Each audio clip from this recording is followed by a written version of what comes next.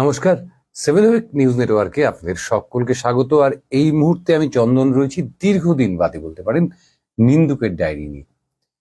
এখন নিন্দুকের ডায়েরি আর চালাবার মতন স্কোপই পাচ্ছি না, এই কারণে যে সবাই মিলে এত নিন্দাবন্ধ করছেন সবাই সবাই সবাইকে, যে আমাদের আর আলাদা করে কোনো নিন্দা করার জায়গা পাচ্ছি না। তো সামনে ভোট 2024 লোকসভা নির্বাচন, সাংঘাতিক একটা ব্যাপার। আসলে সত্যি সত্যি সাংঘাতিক একটা ব্যাপার। সাংঘাতিক একটা ব্যাপার মানে এই যে 2024-এর ভোট নির্ধারণ করবে যে আগামী 5 বছর আমাদের রাষ্ট্রটা কোন দিকে চলবে। এখন আপনারা বলতে পারেন যে দেশ কোন দিকে চলবে এই কথাটা আমি বললাম না কেন। আসলে দেশ আর রাষ্ট্র এই দুটোর মধ্যে অনেক তফাৎ থাকে। দেশ মানে একটা জনগোষ্ঠী, একদল মানুষ। দেশ মানে সংস্কৃতি, দেশ মানে ঐতিহ্য, দেশ মানে ইতিহাস। আর রাষ্ট্র মানে এই যে জনগোষ্ঠীর দ্বারা, এই যে সংস্কৃতির দ্বারা একটা নির্বাচিত সরকার, যারা এই আগামী 5 বছর বা প্রতি 5 বছর অন্তর যারা নির্বাচিত হন এই দেশটাকে পরিচালনা করবার জন্য, সেখানেই দেশ এবং রাষ্ট্রের একটা তফাৎ থাকে। সেই তফাৎটা আমার আজকের আলোচনার বিষয় না। যদি কারো মনে হয় যে এই বিষয় নিয়ে সবিস্তারে জানতে চান, আপনারা গুগলে জানতে পারবেন। আপনারা ইউটিউবে এ নিয়ে বহু আলোচনা হয়েছে, সেখানেও জানতে পারেন। আমার আলোচনাটা এইরকম যে আজকে শিরোনামটা দেখে আপনারা বুঝতে পারছেন যে ভোট দেবেন কিসে 2024-এ, স্লোগান। এখন এই ভোট দেবেন কিসে, এটা যদি 1964 সালের আগে এমনতর স্লোগান উঠতো, তাহলে তার উত্তরটা কি হতো জানেন তো? তার উত্তরটা হতো ভোট দেবেন কিসে, কাস্তে ধানের শীষে। কারণ অবিভক্ত কমিউনিস্ট পার্টির স্লোগান ছিল এটাই, তাদের নির্বাচনী প্রতীক ছিল কাস্তে ধানের শীষ। পরবর্তীতে আমরা অনেক অনেক রকমের স্লোগান শুনেছি বা এখনো শুনি, যে এবার ভোটে জিতবে কারা, হাতুড়ি আর কাস্তে তারা। তারপরে আমরা শুনেছি যে হাতের সঙ্গে হাত মেলাও, হাতের মাঝেই জোর, হাতের সঙ্গে হাত মেলালে আসবে নতুন ভোর। আমরা তারপরে 2011 সালে শুনলাম চুপচাপ ফুলে ছাপ, পরিবর্তনের স্লোগান। জানিয়ে একটি বিশিষ্ট সাহিত্য পত্রিকায় একজন সাংবাদিক এই স্লোগানটি তুলেছিলেন, লিখেছিলেন প্রথম, চুপচাপ ফুলে ছাপ। তারপরে তো খেলা হবে, মেলা হবে ইত্যাদি প্রচুর ভোটের নিয়ে স্লোগান আমরা শুনি, যে এই চিহ্নে ভোট দিন, এই চিহ্নে কিভাবে ভোট দিতে হবে ইত্যাদি, সকাল সকাল ভোট দিন, জোড়া ফুলে ছাপ দিন, এরকম নানান স্লোগান আমাদের সামনে ভেসে আসে। কিন্তু 2024-এ ভোট দেবেন কিসে বা ভোট দেবেন কি বিষে, এরকম একটা সম্ভাবনা কিন্তু তৈরি হয়েছে। কারণ এরকম অভূতপূর্ব নির্বাচনের সম্মুখীন বোধহয় দেশবাসী কখনো হয়নি, এবং পশ্চিমবঙ্গবাসী তো হয়নি। দেশবাসী কখনো হয়নি মানে এটাই যে, ধরুন একটা দিকে উগ্র জাতীয়তাবাদ, একদিকে ধর্মকে নিয়ে একটা অসম্ভব রকম উন্মাদনা, পাশাপাশি দেশের অর্থনৈতিক অবস্থার একটা অসম্ভব ফ্ল্যাকচুয়েশন। কারণ আমি এই কারণে বলছি যে দেখুন, যে গোটা দুনিয়া যখন আর্থিক মন্দার আশঙ্কায় কম্পমান, কার্যত কাঁপছে, ব্রিটেন থেকে জাপান, চীন থেকে ইউরোপের বিভিন্ন দেশে যখন আর্থিক বৃদ্ধি অত্যন্ত কম বা স্লথ, তখন ভারতীয় অর্থ ব্যবস্থা যদি ত্রৈমাসিক প্রতি 3 মাসে ত্রৈমাসিকে সত্যি সত্যি 8.4% হারে বেড়ে থাকে, তা অত্যন্ত গৌরবের বিষয়।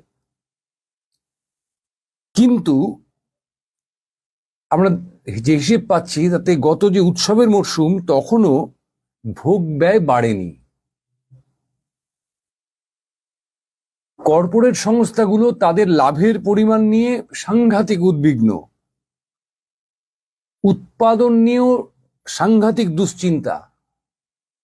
আন্তর্জাতিক বাজারে, যেহেতু আন্তর্জাতিক বাজারে মন্দা, সেই জন্য রপ্তানির পরিমাণও নিম্নমুখী। কিন্তু আমরা দেখতে পাচ্ছি যে আমাদের যে অর্থ ব্যবস্থা তার বৃদ্ধির হার প্রথম 3 মাসে 8.4%।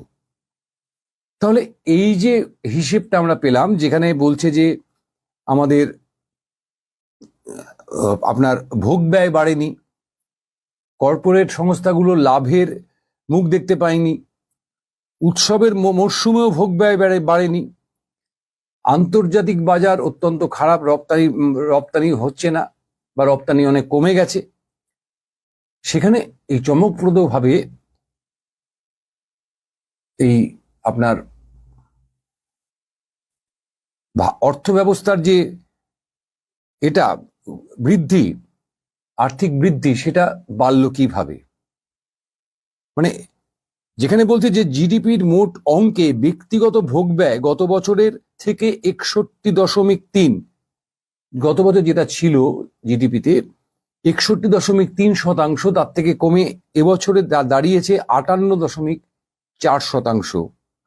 সরকারি ভোগ ব্যয়, এখন ভোগ ব্যয় কাকে বলে আমি আসছি, ভোগ ব্যয়ের পরিমাণও কমেছে 8.7% থেকে 7.8%। কমেছে নেট রফতানির পরিমাণও। অন্যদিকে যেটা বেড়েছে সেটা হচ্ছে মোট মূলধনের নির্মাণের পরিমাণ, অর্থাৎ লগ্নি এবং জিডিপি হিসেবে ডিসক্রিপেন্সি বা গরমিলের পরিমাণ, অর্থাৎ গোজামিল। এই গোজামিলটা কি? এই সময়কালে ভারতীয় অর্থব্যবস্থায় কর আদায়ের হার বেড়েছে। ভোগ ব্যয়ের পরিমাণ যদি কমে তবে সেই বাড়তি কর আদায়ের সিংহভাগ এসছে আয়কর থেকে। প্রত্যক্ষ করদাতাদের বেশিরভাগ যেহেতু সংগঠিত ক্ষেত্রে নিযুক্ত, ফলে এই পরিসংখ্যান বলছে যে সংগঠিত ক্ষেত্রে আয় বেড়েছে তাৎপর্যপূর্ণ হারে, অর্থাৎ সংগঠিত ক্ষেত্র। বিভিন্ন সূচক থেকে ভারতের ক্রমবর্ধমান আর্থিক অসাম্যের যে ছবি পাওয়া যাচ্ছে, এই অনুমানটি তার সঙ্গে সঙ্গতিপূর্ণ। পঞ্জীভূত আয়, যে আয়টা, সেটা জমা হচ্ছে কতিপয় মানুষের হাতে। এটা কিন্তু একটা রিপোর্ট পড়ছি আমি। তাদের মোট আয়ের অনুপাত এবং ভোগ ব্যয়ের পরিমাণ যেহেতু তুলনামূলক কম, অর্থাৎ তার রোজগার বেশি এবং তার ব্যয় কম, ফলে জিডিপির অনুপাতে মোট ভোগ ব্যয় সংকুচিত হচ্ছে। অন্যদিকে সরকারি খরচের অভিমুখটিও ক্রমশ ঘুরে যাচ্ছে কিসে? পুঁজিনিবিড় ক্ষেত্রে, মূলধন নির্মাণের ক্ষেত্রে। তারও প্রত্যক্ষ লাভ পৌঁছবে মুষ্টিমেয় কয়েকজন লগ্নিকারীর হাতে। সুতরাং এই ত্রৈমাসিক আর্থিক বৃদ্ধির যে পরিসংখ্যানকে ভারতীয় অর্থব্যবস্থার উজ্জ্বল স্বাস্থ্যের সূচক বলে মনে করা হচ্ছে, আসলে তা একটা গভীর অসুখের উপলক্ষ। ব্যাপারটা হচ্ছে কঠিন কঠিন শব্দ ব্যবহার করলাম আপনার, এটা আমার পক্ষে করা উচিত হয়নি। আসলে যেটা বলা হচ্ছে সেটা হচ্ছে যেটা এই রিপোর্টে বলা হয়েছে, এটা একজন অর্থনীতিবিদের তৈরি করা রিপোর্ট, যে সাধারণ মানুষের আয় কমছে, ক্রমশ কমছে, এবং ভোগ্যপণ্যের যে আমাদের যে নিত্য প্রয়োজনীয় জিনিসের দাম রোজ বাড়ছে। তো স্বাভাবিকভাবেই আমরা ভারসাম্য রাখতে পারছি না। ভারসাম্য না রাখতে পেরে আমাদের যে এটাকে ভোগ ব্যয় বলা হচ্ছে, অর্থাৎ আমরা যে নিত্য জীবন যাপন করার জন্য যে অর্থ ব্যয় করে থাকি, সেটা ভোগ ব্যয়। সরকারি ক্ষেত্রেও তাই, বিভিন্ন ক্ষেত্রে তাদের যে ইনভেস্টমেন্ট, সেটাকে ভোগ ব্যয় বলা হচ্ছে। সরকারি ক্ষেত্রেও ইনভেস্টমেন্ট কমেছে একই সঙ্গে।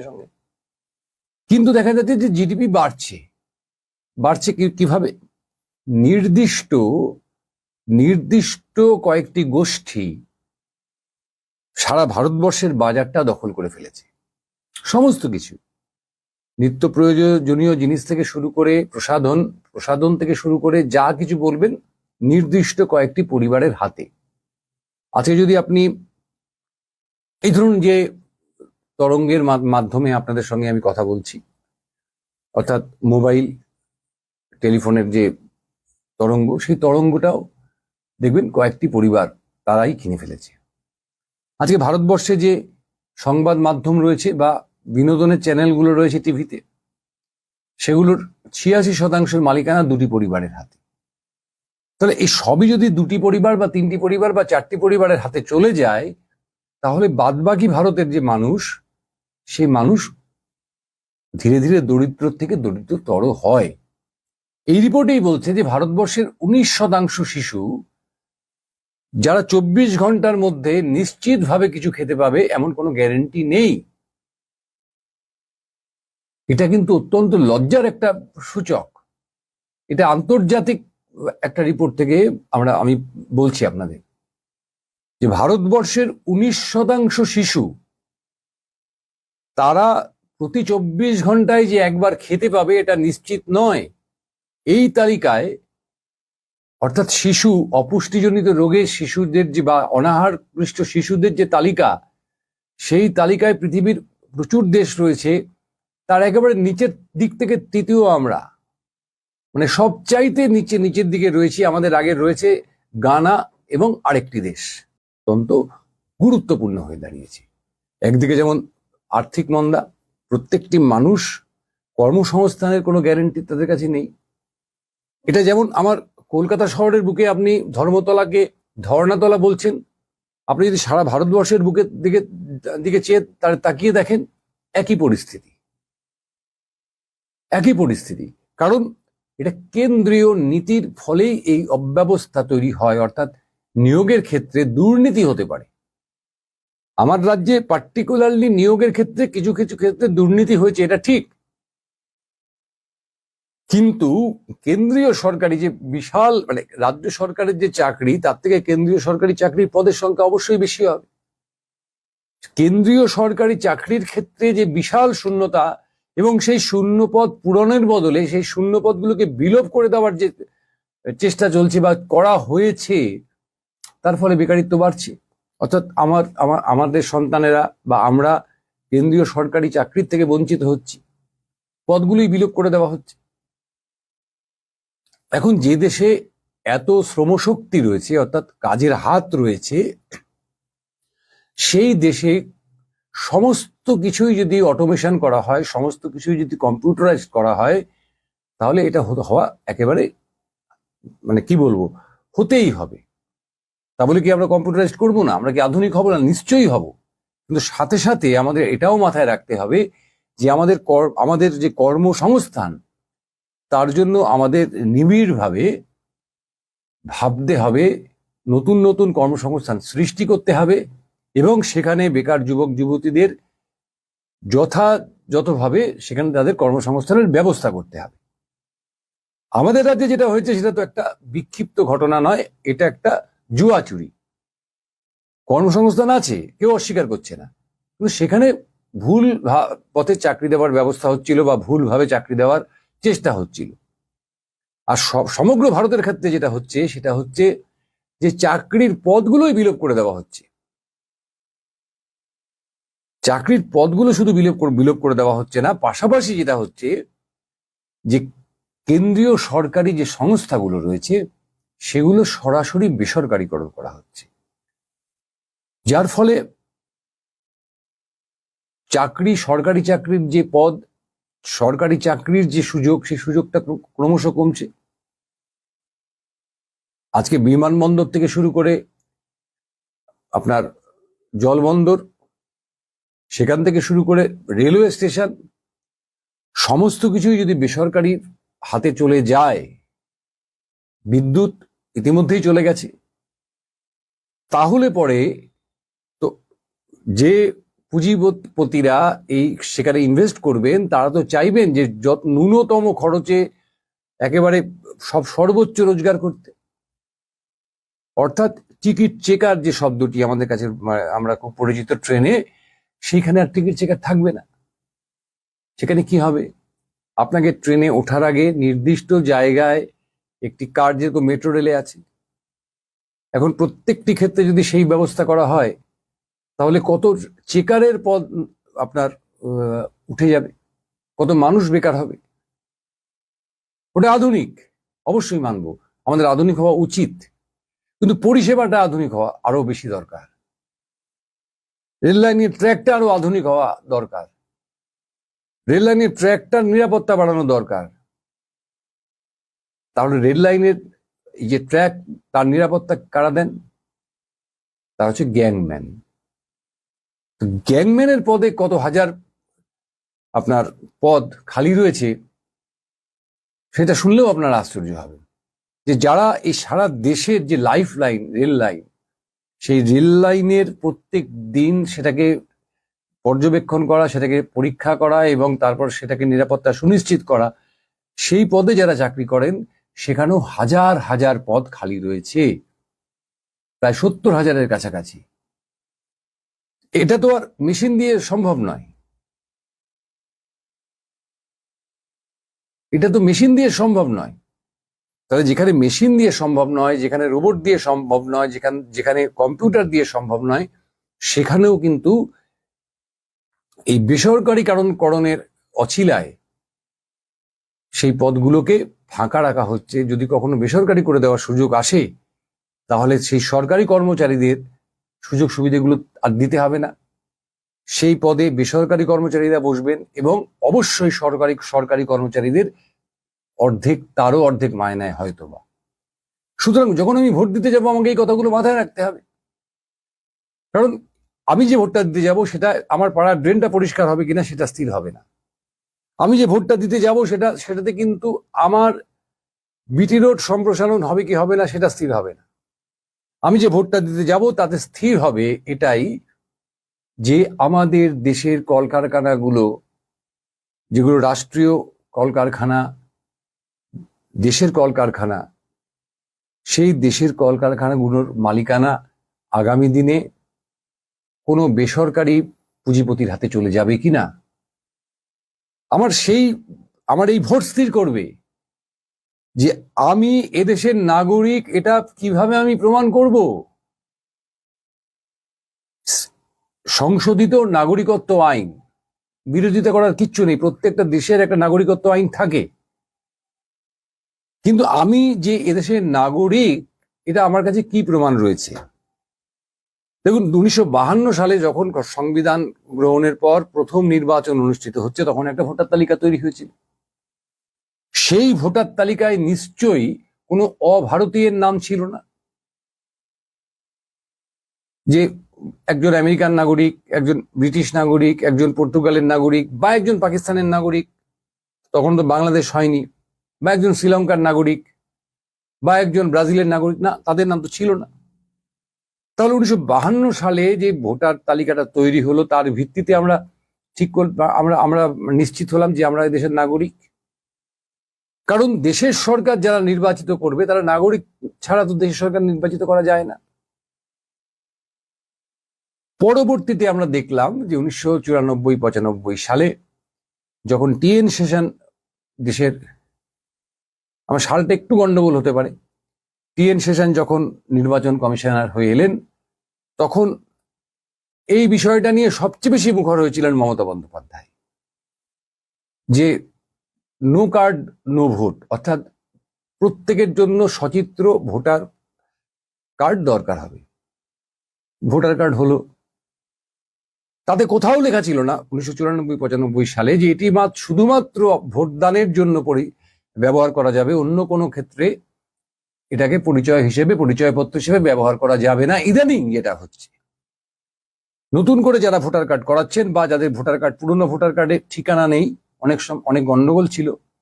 প্রথম গন্ডগোলই ঠিকানা নেই। 2094-95 সালের সময় যাদের ভোটার কার্ড, বড় ভোটার কার্ড যাদের কাছে রয়েছে, তো অনেকেই সেই ভোটার কার্ড নতুন করে করাচ্ছেন যে যাদের ঠিকানাটা থাকে।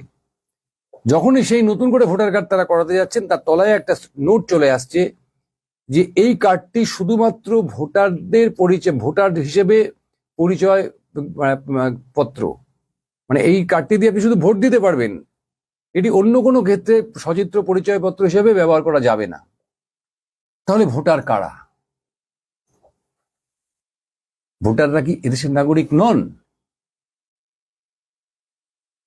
কেন আপনার আধার কার্ডের কথা বাদই দিয়ে দিন, আধার কার্ড সর্বক্ষেত্রে আবশ্যিক নয়, এটা সুপ্রিম কোর্টের অর্ডার আছে।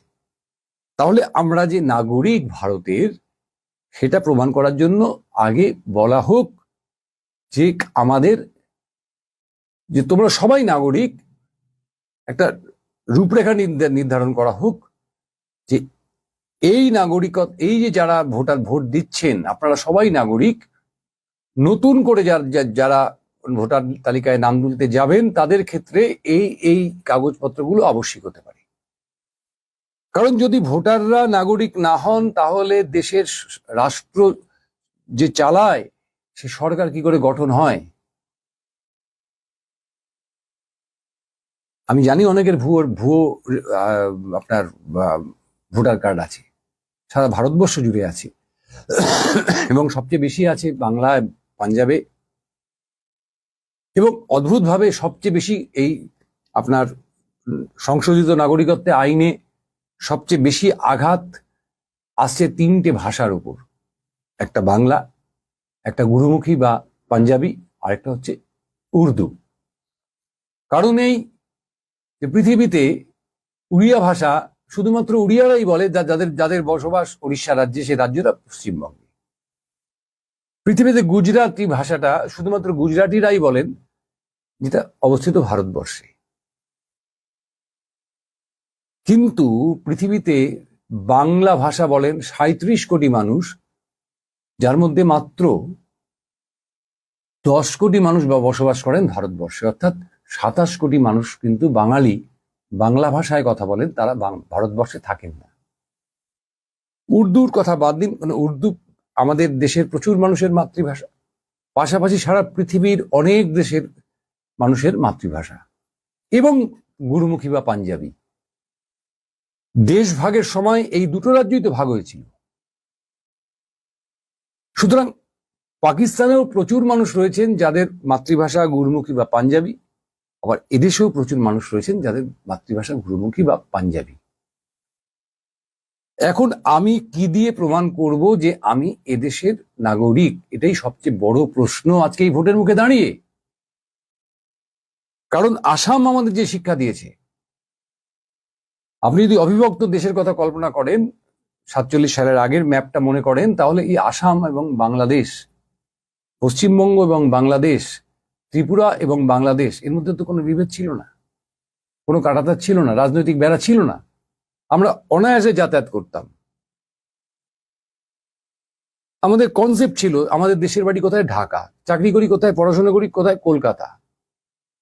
পুজোর সময় আমরা ঢাকার বাড়িতে চলে যেতাম। এই যে কলকাতায় এত মেস ছিল, মেস সংস্কৃতি, শিবরাম চক্রবর্তী তো সারা জীবন মেসেই কাটিয়ে গেলেন, এরকম বহু বিখ্যাত মেস রয়েছে। দেখবেন তারা ওই ঢাকা শহরে, খুলনা শহরে, যশোর শহরের মানুষ, তারা চাকরি করতে বা পড়াশোনা করতে কলকাতায় আসতেন, মেসে ভাড়া থাকতেন, আবার ছুটিতে তারা তাদের দেশে যেতেন। দেশ বলতে আমরা এইভাবেই বুঝতাম। দেশ মানে কিন্তু রাষ্ট্র নয়। তাহলে এই যে প্রশ্নটা আমি বললাম, যে আমরা কিভাবে প্রমাণ করব আগামী দিনে যে আমি একজন ভারতীয়, সেটা কিন্তু নির্ধারণ হতে পারে এই 2024-এর নির্বাচনে। যে আমি অমুক সম্প্রদায়ের মানুষ তার মানে আমি ভারতীয়, আমি অমুক ধর্মের মানুষ তার মানে আমি ভারতীয় না, এটা হতে পারে না। আমাদের সংবিধান সেটাকে স্বীকার করছে না, আমাদের সংবিধান স্বীকার করছে না এটা। আমাদের সংবিধান বলছে সমস্ত ধর্মের মানুষই ভারতীয় হতে পারে, এমনকি যে বিধর্মী, আপনারা যাদেরকে বলেন কমিউনিস্ট, যারা ধর্ম মানে না, তাদের কি ভারত থেকে তাড়িয়ে দেওয়া হবে? এটা কি হতে পারে? ভারতে তো এমন অনেক মানুষ আছেন যারা ধর্মকে বিশ্বাস করেন না, যারা ধর্ম পালন করেন না, এরকম অনেক মানুষ আছেন। তাদের দেশ কোনটা হবে? সুতরাং এই যে সংকটের মুখে আমরা পড়ে গেলাম, একদিকে অর্থনৈতিক সংকট, অর্থাৎ যেটা আমি বলছিলাম যে একটা অদ্ভুত জিডিপি আমাদের সামনে খাড়া করা হয়েছে, যেখানে বলছে যে 8.4% বৃদ্ধি পেয়েছে, কিন্তু সত্যিকারের যখন হিসেবে দেখা যাচ্ছে যে ক্রমশ নিম্নমুখী, সাধারণ মানুষের আয় নিম্নমুখী, বড় বড় কর্পোরেট সংস্থাগুলোর আয় নিম্নমুখী, যারা আমদানি রপ্তানির ব্যবসা করেন তাদের আয় নিম্নমুখী। তখন জিডিপি কি করে বাড়ছে? সম্পদ পুঞ্জীভূত হচ্ছে কয়েকটি পরিবারের হাতে। এই ব্যবস্থার পক্ষে যদি আপনি যান, অবশ্যই আপনি নিশ্চয়ই বুঝতে পারছেন যে আপনাকে আপনার ভবিষ্যৎটা কি হতে পারে। আপনি যদি এটা মনে করেন যে আপনি ভারতের নাগরিক, কারণ আপনি প্রত্যেকটা ভোটে ভোট দিয়ে এসছেন, আজন্ম ভোট দিয়ে এসছেন, আপনি ভারতের নাগরিক, এই সমস্ত প্রশ্নগুলো যখন উঠে আসবে আপনার সামনে, আপনার সঙ্গে সামনে যখন উঠে আসবে আপনার সন্তানের চাকরির প্রশ্ন, আপনার সন্তানের শিক্ষার প্রশ্ন,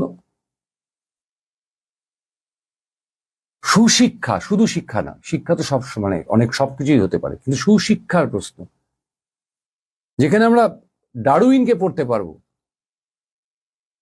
যেখানে আমরা ডারউইন তত্ত্বকে নিয়ে আলোচনা করতে পারবো, সেই শিক্ষার কথা বলছি। যেখানে আপনার সামনে উঠে আসবে স্বাস্থ্যের প্রশ্ন। কোনো কার্ডের কেন প্রয়োজন হয় বলুন তো? আমি বারবার করে আমি নিন্দুকের ডায়েরিতে এই প্রশ্নটা তুলেছি যে আমি দেশের নাগরিক, দেশের কর্তব্য আমার চিকিৎসার ব্যবস্থা করা, এটা আমাদের আমার মৌলিক অধিকারের মধ্যে পড়ে, নির্দেশাত্মক নীতি, সেখানে কিন্তু বলা হয়েছে যে করতেই হবে। সেখানে আমি কেন প্রধানমন্ত্রীর অমুক কার্ড, মুখ্যমন্ত্রীর তমুক কার্ডের পেছনে দৌড়বো? আমি দেশের সরকারি হাসপাতালে যাব, আমার চিকিৎসাটা হবে সুনিশ্চিত করতে হবে। এই প্রশ্নটা আমাদেরকে ভোটের মুখে তুলতে হবে। ভোটের মুখে আমাদেরকে চিন্তা করতে হবে যে আমার স্বাস্থ্যের গ্যারেন্টি কোথায়, আমার শিক্ষার গ্যারেন্টি কোথায়, আমার কর্মসংস্থানের গ্যারেন্টি কোথায়।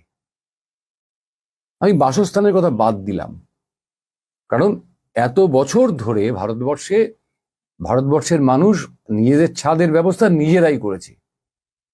বছর 10-15 বা 20 বছর ধরে এই অমুক যোজনা তমুক যোজনা এর মাধ্যমে কিছু কিছু গরিব মানুষের বাড়ি হচ্ছে, হোক, খুব ভালো, কিন্তু ওটা আমাদের গুরুত্বপূর্ণ বিষয় নয়। গুরুত্বপূর্ণ বিষয় হচ্ছে নাগরিকত্ব, গুরুত্বপূর্ণ বিষয় হচ্ছে আমার চাকরি, গুরুত্বপূর্ণ বিষয় হচ্ছে আমার শিক্ষা, আমার স্বাস্থ্য।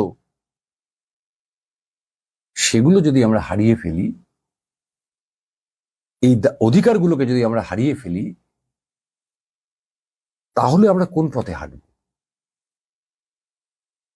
সুতরাং 24-এর ভোট আমার মনে হয় আমাদের কাছে ভীষণ ভীষণ গুরুত্বপূর্ণ। আপনাকে অনেক চিন্তা করতে হবে। আপনার সামনে প্রলোভন, প্রচার সবকিছু আছে, কিন্তু তার থেকে আপনাকে যুক্তি দিয়ে বিচার করতে হবে যে আপনি কোন দিকে থাকবো। আমি কি সেই দিকে থাকবো যেদিকে ধর্ম নিয়ে আমাদের মধ্যে বিভেদ সৃষ্টি করার চেষ্টা চলছে, একটা দিকে ধর্ম নিয়ে আমাদের মধ্যে উন্মাদনা তৈরি করার চেষ্টা চলছে। আমরা ভারতীয়রা স্বাভাবিকভাবে ধার্মিক, আমরা স্বাভাবিকভাবে ধার্মিক। আমাদের কোনো সরকার অনুদান যখন দিত না, তখন আমরা দুর্গাপুজো করেছি, এবং বড় বড় দুর্গাপুজো করেছি, কালী পুজো করেছি।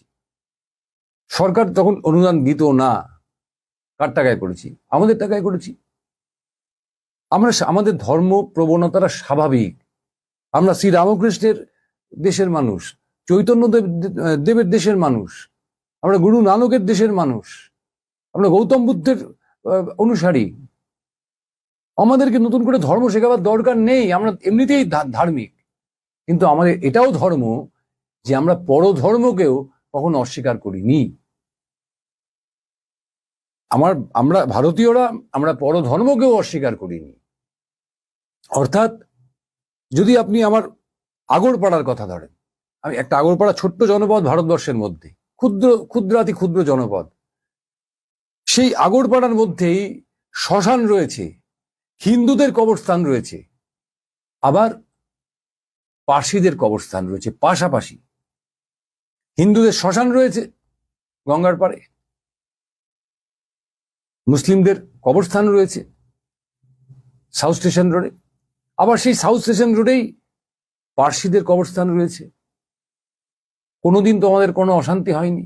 আমরা তো কোনোদিন ভাবিনি যে আমি যদি শ্মশানে যাওয়ার পথে আমাকে মুসলমানরা আটকাতে পারে। মুসলমান ভাইরা তো কোনোদিনও ভাবেননি যে আমার গোরস্থানে যাওয়ার পথে আমাকে কোনো হিন্দু ভাই আটকাতে পারে। না, এটা হয়নি, হবেও না। কিন্তু এই পথে আমাদের যারা নিয়ে যেতে চাইছে, তাদেরকে আমাদের চিনতে হবে,